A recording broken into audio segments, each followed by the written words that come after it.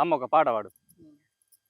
పాలు పాలాని వచ్చిరి ఈ పడమటి గొల్లలు పాలు పాలాని వచ్చిరి ఎండిది గిన్నె ఎలాటి కవ్వమ్మ రాటి దేశం కేశవ పల్లెల నిలసి సల్లాలు చేసిరి ఈ మాధవ గొల్లలు అంగి ఎన్నాలు తీసిరి పెరుగు పెరుగాని వచ్చిరి ఈ పెరుమని గొల్లలు పెరుగు పెరుగాని వచ్చిరి ఎండిది గిన్నె ఎలాటి కవ్వమ్మ రాటి దేశం కేశవ పల్లెల నిలసి సల్లాలు చేసిరి ఈ మాధవ గొల్లలు అంగి ఎన్నాలు తీసిరి నెయ్యి నెయ్యాని వచ్చిరి ఈ నీరటి గొల్లలు నెయ్యి నెయ్యాని వచ్చిరి ఎండిది గిన్నె ఎలాటి కవ్వమ్మ రాటి దేశం కేశవ పల్లెల నిలసి సల్లాలు చేసిరి ఈ మాధవ గొల్లలు అంగి ఎన్నాలు తీసిరి పెరుగు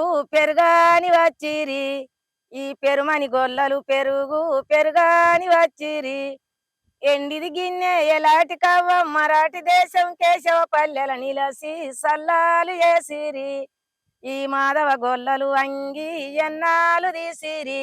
నిజంగా అమ్మా గొల్లల గురించి భలే గమ్మత్ వాడినావు పాట. అంటే ఇప్పుడు గొల్లలు పాలు తీసుకొస్తారు, పెరుగు తీసుకొస్తారు అని వాడినావు కదా. అంటే మేమేమో ఇప్పుడు దుకాణాలకు పోయి పాలు పెరుగు కొనుకొచ్చుకోవాలి. అప్పుడు అట్టిగానే ఇంట్లో పొండ తిరిగి పోసిరి అడ్లు మక్కలు. అంటే పైసలు ఏమి ఇచ్చేది కదా. పైసలు ఎక్కడి పాలు పెరుగు వాళ్ళు తీసుకురావాలి, అట్టిగానే పోసిపోదురు అంతే.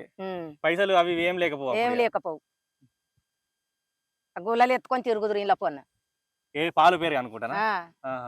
పాలు పెరుగు అనుకుంటా తీసుకొచ్చుకుంటుంటే పైసలు ఏం లేవు, మక్కలు అడ్లు పెట్టి పాలు తీసుకునేది పెరుగు కొనుక్కునేది.